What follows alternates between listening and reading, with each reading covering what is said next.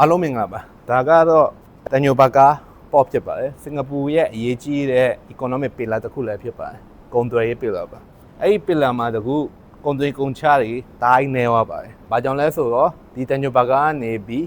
twas မဂဘတ်ပေါ့ပတ်ကိုသူတို့ရွှေ့လိုက်လို့ဖြစ်ပါတယ်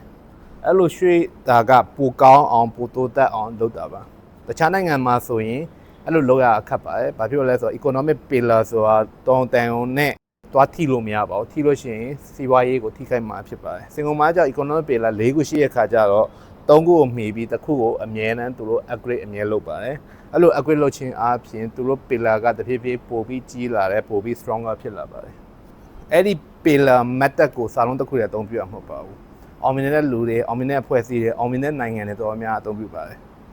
အောင်မြင်တဲ့လူတွေ pillar က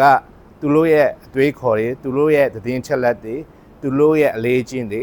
သူတို့ရဲ့အတိုင်းဝိုင်းတွေသူတို့ရဲ့ရည်မှန်းချက်တွေဖြစ်ပါတယ်အဲ့ပီလာ၅ခုကိုအောင်မြင်တဲ့လူတွေကအသုံးပြုပါတယ်အောင်မြင်တဲ့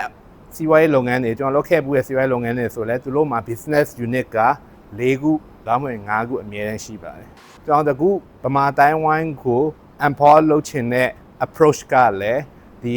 ပီလာပေါ်မူတည်ပါတယ်ကျွန်တော်သတင်းချက်လက်တွေအတွေးခေါ်တွေကိုကျွန်တော် share လုပ်ပေးပါတယ်အဲ့အပြင်ကိုကျွန်တော် challenge campaign ကို run ပြီးတော့ကျွန်တော် habit တွေကိုကျွန်တော်ပြုစုပြောင်းထောင်ဖို့ရည်ရွယ်ထားပါတယ်အဲ့လိုပြုစုပြောင်းထောင်ပြီးတော့ကျွန်တော်ဒီ community လေးကို empower community လေးကိုတည်ဆောက်ဖို့လည်းရည်ရွယ်ထားပါတယ်အဲ့ဒါဒီလုပ်ချင်းအားဖြင့်ဗမာ community ရဲ့ဒီမှန်းချက်တွေလည်းအောင်မြင်လာပြီးတော့ပြည်လာ၅ခုဖြစ်လာမယ်လို့လည်းကျွန်တော်ယုံကြည်ပါတယ်